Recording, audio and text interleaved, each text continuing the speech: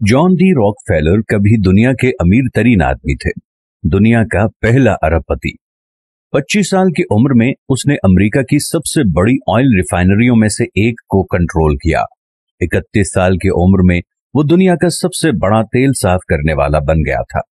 38 साल की उम्र में उसने अमेरिका में 90% तेल को साफ किया।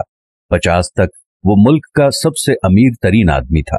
एक नौजवान के तौर पर हर फैसला, रवैया और रिश्ता उसकी जाती ताकत और दौलत पैदा करने के लिए तैयार किया गया था। लेकिन 53 साल की उम्र में वो बीमार हो गए और उनका पूरा जिस्म दर्द से लरज उठा और उसके सारे बाल झड़ गए। मुकम्मल अजियत में दुनिया का वाहिद अरबपति कुछ भी खरीद सकता था, लेकिन वो सिर्फ सूप और क्रैकर हजम कर सकता था। एक साथी ने लिखा, वो हंस नहीं सकता था, मुस्कुरा नहीं सकता था। जिंदगी में कोई भी चीज उसके लिए कोई भी मानी नहीं रखती थी। उसके जाती इंतहाई माहिर डॉक्टरों ने ये पेशन गोई की थी कि वो 1 साल के अंदर अंदर मर जाएगा। वो साल आहिस्ता आहिस्ता गुजर गया। जब वो मौत के करीब पहुंचा तो वो एक सुबह इस मुबहम एहसास के साथ बेदार हुआ कि वो अपनी दौलत में से कुछ भी अपने साथ अगले जहान में लेकर जाने के काबिल नहीं है। वो आदमी जो कारोबारी दुनिया को कंट्रोल कर सकता था, अचानक ऐसा हुआ कि वो अपनी जिंदगी के कंट्रोल में नहीं है। उसके पास एक इंतखाब रह गया था। उसने अपने अटर्नी, अकाउंटेंट और मैनेजर को बुलाया और ऐलान किया कि वो अपने असासों को अस्पतालों, तहकीकाती इदारों और खैराती कामों में मुंतकिल करना चाहता है। जॉन डी रॉकफेलर ने अपनी फाउंडेशन कायम की।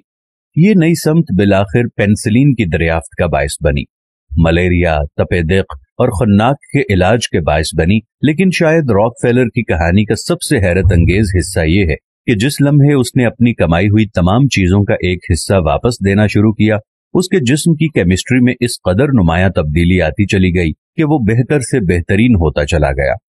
एक वक्त के ऐसा लगता था कि वो 53 साल की उम्र में मर जाएगा, लेकिन वो 98 साल की उम्र तक जिंदा रहा। माल खैरात करने से वो तंदुरुस्त हो गया।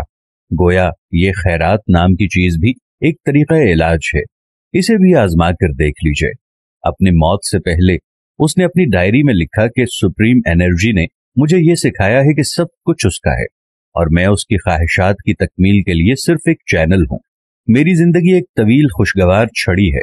मैंने परेशानी को रास्ते में छोड़ दिया। अब मैं था और मेरा खुदा था। मेरे लिए हर दिन अच्छा था। दुनिया में हर चीज और हर बात का हरफ आखिर सिर्फ और सिर्फ खुदा ताला की जात है।